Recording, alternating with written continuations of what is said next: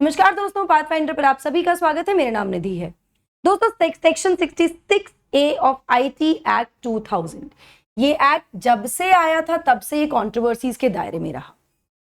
Finally 2015 में honourable Supreme court, माननीय सर्वोच्च न्यायालय ने एक लैंडमार्क जजमेंट में इस एक्ट को पूरी एंटायरिटी में कंप्लीट रूप से खारिज कर दिया, गैर संवैधानिक घोषित किया गया, इनवैलिड घोषित कर दिया। ठीक है, कुछ भी कह सकते हैं, लेकिन क्या इसके बाद से इस एक्ट के आधार पर कोई पनिशमेंट नहीं दी गई? नहीं, ऐसा नहीं हुआ। 2021 जुलाई में सुप्रीम कोर्ट में फिर से कुछ पिटिशंस गई और पिटिशनर के लॉयर ने कहा कि लगभग 1300 केसेस अलग अलग राज्यों में इस एक्ट के अंदर दर्ज हैं। ये एक्ट क्या है, इसके बारे में विस्तार से बात जरूर करेंगे, जिस पर सुप्रीम कोर्ट ने इसका संज्ञान लिया और इस ऐसा आने के बाद केंद्र सरकार ने राज्यों को निर्देशित किया कि इस एक्ट के अंदर कोई भी केस अब दर्ज नहीं किए जाएंगे। ये तो बात हुई भारत की, या हमारे देश में क्या हुआ। अभी हाल ही में हमारी मोदी सरकार ने सुप्रीम कोर्ट का जो ये डिक्लेरेशन है या जजमेंट था, उसको डिफाई करते हुए 66A को वापस लाने का एक प्रयास किया है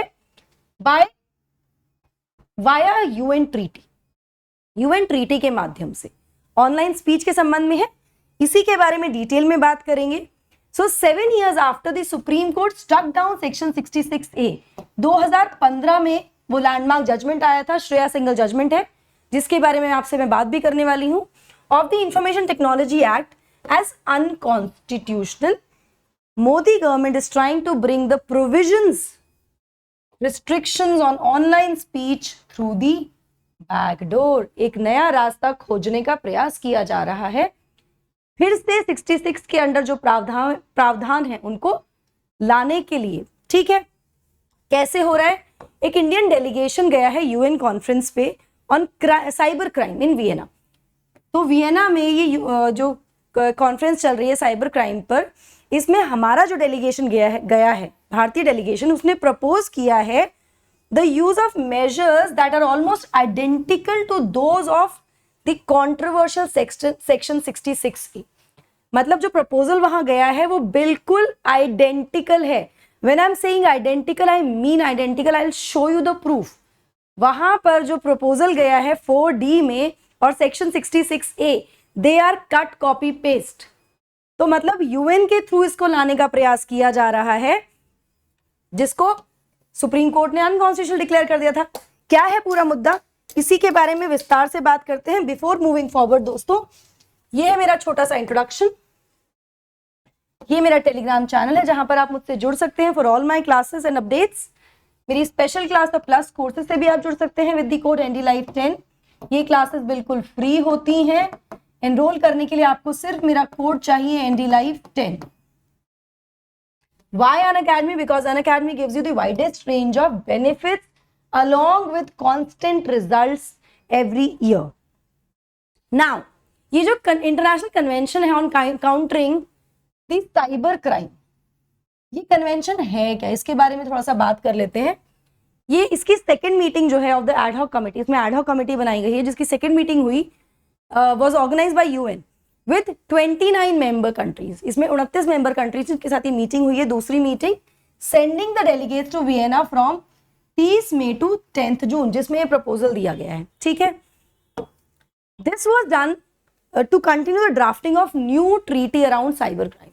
मतलब इसमें एक नई ट्रीटी जो लीगली बाइंडिंग ट्रीटी होगी for all the member states, उनसे ड्राफ्ट प्रपोजल्स लिए जा रहे हैं बेसिकली। ठीक है, and how control and bind it with international laws, कैसे उसको कंट्रोल किया जा सकता है। मतलब ऑनलाइन जो भी ऑफेंसेस हैं उनको कंट्रोल करने के लिए कोशिश ये की जाए, साइबर क्राइम्स को कैसे कर्ब किया जाए अक्रॉस द ग्लोब, जिसके लिए ये ट्रीटी लेकर आएंगे यूएन। और इसमें ये लीगली बाइंडिंग होगी। जो भी इसमें प्रपोजल्स होंगे, जो भी इसमें प्रावधान होंगे, वो सभी कंट्री पर लीगली बाइंडिंग होंगे, जो भी इसके मेंबर्स होंगे। ठीक है, इसकी पहली मीटिंग जो थी वो फरवरी में हुई थी, जहां पे जो भी जितने भी मेंबर स्टेट्स थे उन्होंने अग्री किया था कि वो सबमिट करेंगे अपने अपने proposals, drafts on the measure to counter cyber crime. जिसमें हमारे देश से जो ड्राफ्ट गया it's actually exactly same as section 66A. Member states had highlighted the issues like misinformation, इसमें कुछ इश्यूज को हाईलाइट भी किया गया है दी जो हमारे इंफॉर्मेशन टेक्नोलॉजी संबंधित है, जैसे मिस इन्फॉर्मेशन हो गया, डेटा प्रिवेसी हो गया, चाइल्ड पोर्नोग्राफी हो गया, जो ट्रिगर करती हैं conversation about data sharing among the countries by bypassing the red tape. ठीक है, इसके बारे में सब चर्चा की गई. तो ये तो हुआ कन्वेंशन. इसी ऑनगोइंग नेगोशिएशंस में to draft a new legally binding UN treaty on tackling the cyber crime, India ने सबमिट किया अपना proposal for the criminalisation of offensive messages online जो दिए जाएंगे. ठीक है, which has been an exact duplication of the language of section 66. मतलब exactly same है जिसका इस्तेमाल किया जाता था to file cases across India against the cartoonists, students, activists and others. इसका प्रयोग करके बड़े सारे लोगों को, मतलब बड़े सारे एग्जाम्पल्स हैं, आप मुझे कमेंट सेक्शन में एक दो एग्जाम्पल दीजिएगा किन लोग की अरेस्टिंग हुई है अंडर 66A. काफी फेमस लोग भी हैं. चलिए, now this is how it looks. Section 4D in India's submission is exact replica of the language of the IT Act 66A. Now how it looks, ये है जो प्रपोजल है, जो प्रपोजल भेजा गया है इंडिया की तरफ से 4D, और ये हमारा IT Act है. Any information that is grossly offensive or has menacing character, any information that is grossly offensive or has menacing character, मतलब ये exactly cut copy paste, I don't have to read it all. Section 66A basically बोलता था कि कोई भी ऐसी information जो किसी को हानि पहुंचाने के लिए हो, ऑफेंसिव हो, उसको लेकर इन संबंध में इन सभी कंडीशंस में पनिशमेंट का प्रावधान है 3 साल या 3 साल से ज्यादा. ठीक है. Any information which he knows to be false but for the purpose of causing annoyance, एक कोई भी इंफॉर्मेशन जो व्यक्ति को पता है कि गलत है, झूठी है, लेकिन सिर्फ अनॉयंस क्रिएट करने के लिए, इनकन्वीनियंस क्रिएट करने के लिए, खतरा या obstruction, insult, injury, criminal intimidation, enmity, hatred और इल विल, इन सभी के कारण persistently by making use of such computer resource और कम्युनिकेशन डिवाइस किया जा रहा है, ये सब करने के लिए through a computer communication device, मतलब IT का इस्तेमाल किया जा रहा है. एनी इलेक्ट्रॉनिक मेल और electronic mail messages for the purpose of causing annoyance और इनकन्वीनियंस और डिसीव और मिसलीड द एड्रेसी और recipient about the origin of such messages. मतलब उसमें कुछ भी और धोखाधड़ी की जा रही है इंफॉर्मेशन टेक्नोलॉजी के अंडर थ्रू हम ईमेल, जिसमें किसी को झूठा डिसीव करने की कोशिश की जा रही है, अनॉय कर रहे हैं, इनकन्वीनियंस कॉज किया जा रहा है, एटसेट्रा. इसके अंडर पनिशमेंट का प्रावधान हमारे यहाँ था, जिसके बाद सुप्रीम कोर्ट ने 2015 में इसको स्टक डाउन किया और बोला कि भाई ये फंडामेंटल राइट्स का उल्लंघन कर रही है. क्या है एग्जैक्टली मैं बताती हूँ आपको. So it is exactly the same, मतलब कार्बन कॉपी है बिल्कुल, जिसको लेकर थोड़ी कंट्रोवर्शियल भी है. चलिए, सुप्रीम कोर्ट का जजमेंट यहां पर देख लेते हैं. तो landmark judgement which was Shreya Singhal versus Union of India, 2015 का ये केस है, जिसमें माननीय सर्वोच्च न्यायालय ने स्टक डाउन किया 66A ऑफ IT एक्ट. क्या कहते हुए कि ये अनकॉन्स्टिट्यूशनल है क्योंकि ये वॉयलेट कर रहा है article 19(1)(a) and not saved under article 19 clause 2. दोनों आर्टिकल्स क्या कहते हैं, जहां आर्टिकल 19(1)(a) कहता है the right to speech and freedom of expression, freedom of right to speech and expression, अभिव्यक्ति की आजादी, बोलने की आजादी, इसका उल्लंघन कर रहा है, इसको वायलेट कर रहा है. थ्रू एनी मीडियम हम कर सकते हैं, इसका वायलेशन है. वहीं 19(2) कहता है the state has the power to impose reasonable restriction. लेकिन ऑनरेबल सुप्रीम कोर्ट ने कहा कि 19(2) के अंडर भी इसको सुरक्षित नहीं किया जा सकता. मतलब this can not be termed as a reasonable restriction, जिसकी वजह से हम इसको मतलब लगाए रखे, सरकार इसको चलाए, ऐसा नहीं माना जाएगा. ठीक है, it was not saved under article 19(2). यहां पर मैं आपको बता दूं कि under article 13 of the Constitution which is a fundamental right, again honourable Supreme Court, the Supreme Court has the power to look into the acts और orders of the government, और अगर वो एक्ट या वो पॉलिसी या वो law जो सरकार लेकर आई है बाय एग्जीक्यूटिव एक्शन और लेजिस्लेटिव प्रोसीजर, अगर वो किसी तरह से भी हमारी फंडामेंटल राइट्स, हमारे मौलिक अधिकारों का उल्लंघन कर रहा है, तो सुप्रीम कोर्ट उसको void, null and void declare करने का अधिकार रखते हैं. It can be declared as null and void by the honourable Supreme Court, जिसके अंतर्गत इसको नल एंड वॉइड डिक्लेयर कर दिया गया था, अनकॉन्स्टिट्यूशनल डिक्लेयर कर दिया गया था। ठीक है,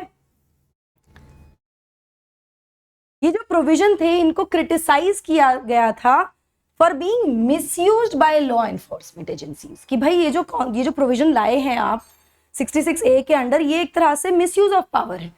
इसमें आप सही तरीके से रीजनेबल रिस्ट्रिक्शंस है ही नहीं, because reasonability of restrictions is also checked by the judiciary. हमारे यहाँ the system of executive judicial legislature, the system of government works on the concept of checks and balance. Nobody has a power to overpower the other system. ठीक है, तो जहां judiciary को यह अधिकार है कि वो किसी लॉ, किसी ऐसे एक्ट को नल एंड वॉइड डिक्लेयर करते हैं, वहीं लेजिस्लेचर के पास ये अधिकार है कि संविधान के दायरे में रहकर वो कानून बनाए। ठीक है, इस तरह से पूरा सिस्टम चेक्स एंड बैलेंस में चलता है हमारा। तो यहां पर सुप्रीम कोर्ट ने कहा कि भाई ये तो मिसयूज करने के लिए है, ओवर दी वेगनेस, क्योंकि बहुत ही वेग है। मतलब आप किसको कहोगे कि ये बहुत सब्जेक्टिव है ना, कौन किस बात से ऑफेंड हो जाए, दिस इज वेरी सब्जेक्टिव। इसको कैसे हम डिफाइन करेंगे, ऐसी कोई डेफिनेशन तो यहाँ नहीं दी है। And what was considered to be offensive, मतलब ये बहुत वेग है, इसको कैसे ऑफेंसिव डिक्लेयर कर सकते हो आप।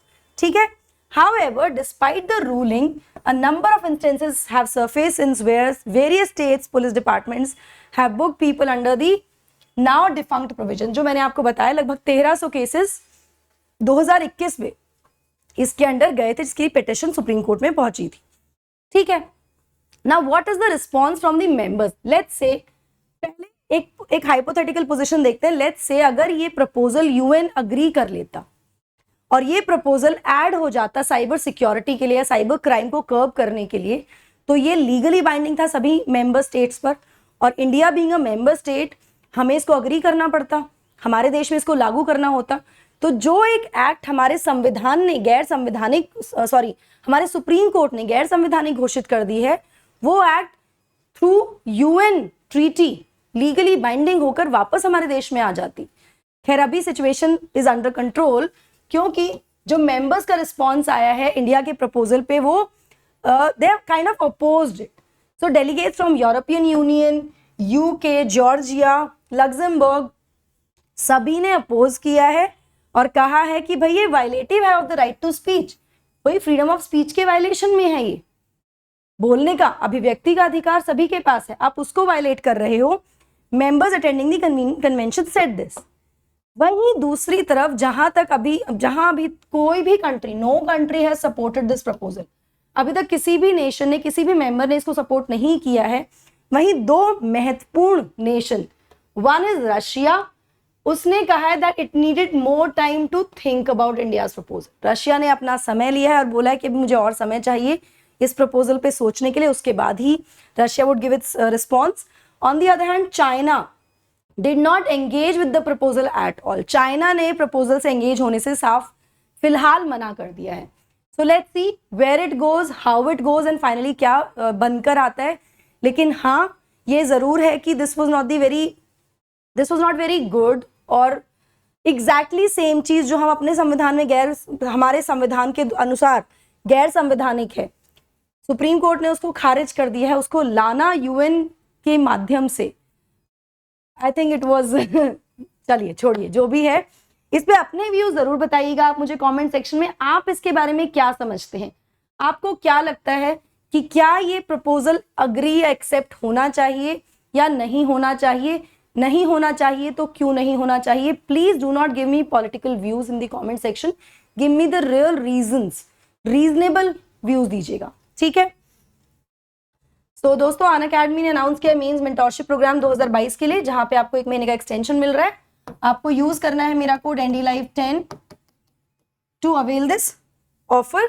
आइकॉनिक सब्सक्रिप्शन में personal coach, live mentorship, mains question answer practice, study planner, open house with educators आपको मिल जाता है।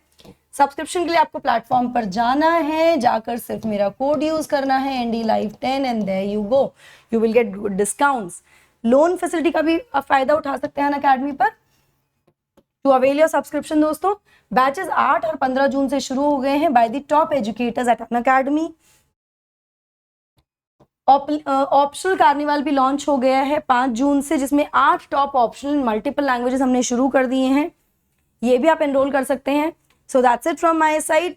कमेंट सेक्शन में जरूर बताइएगा आपका क्या व्यू पॉइंट है इस पर, और अगर आपको सेशन पसंद आया हो तो don't forget to write ND Live 10 in the comment box. So like और शेयर करना ना भूलें, hit the bell icon so that you get the notifications about our latest videos. Do not forget to subscribe to our channel. Thank you so much.